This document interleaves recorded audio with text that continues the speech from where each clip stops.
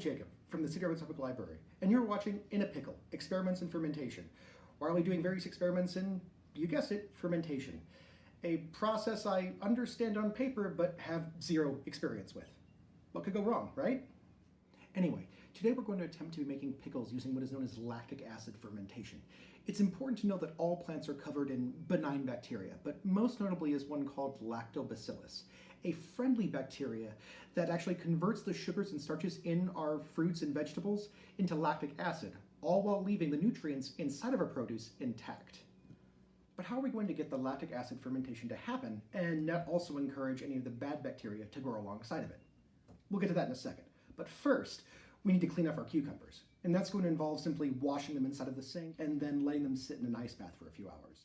Doing this is going to rehydrate them if they've gotten a little squishy while sitting in the fridge. Now that we have started freshening up our cucumbers, we can talk about how we are going to keep them from spoiling. This cuts to the heart of pickling and involves something that is called a brine. A brine is traditionally made of two things, water and salt, most importantly of which is the salt. The salt in a brine works by actually removing water from the cells.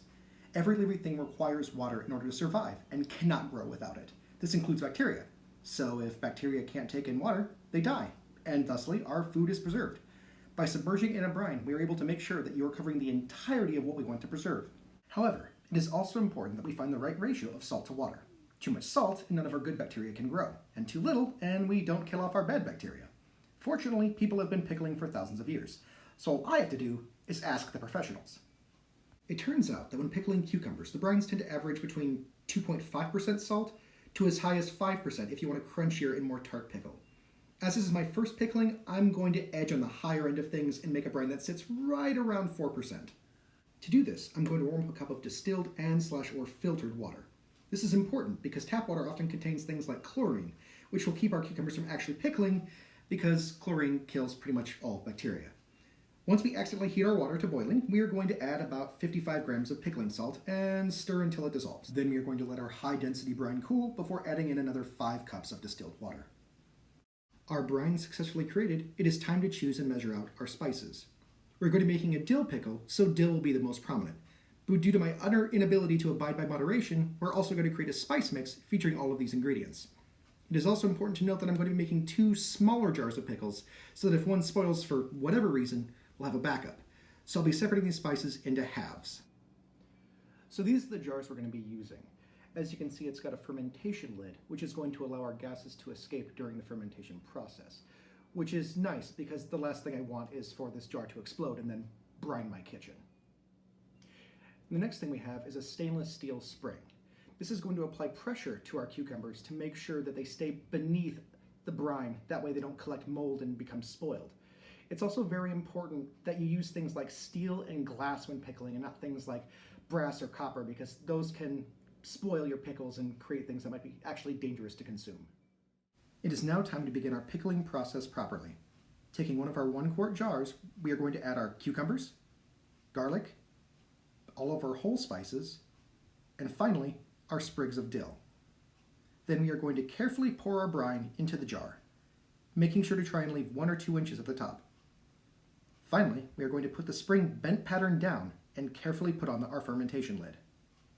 Then we are going to take them and store them in a cool, dark place for about 5 days, careful to make sure the temperature stays between 65 to 70 degrees Fahrenheit.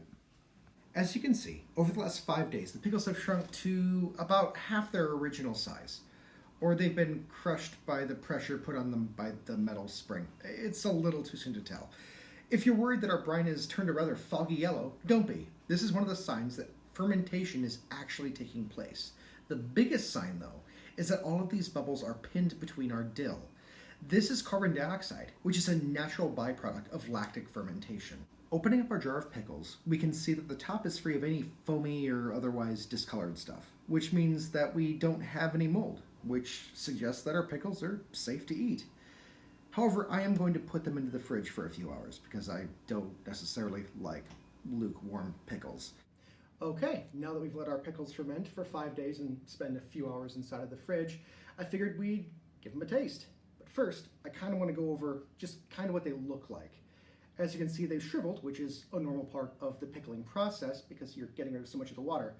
But the pressure put on by the spring seems to have crushed it enough to actually let the brine in by cracking the skin, giving us what feels like a very kind of spongy and not very crisp pickle. But it smells good, so let's give it a shot.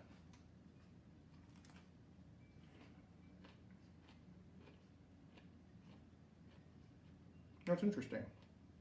You get a lot of the coriander and a lot of the clove, but the dill isn't really coming through all that much, which is interesting. So it's got a very warm flavor, but like no dill whatsoever. That is really interesting.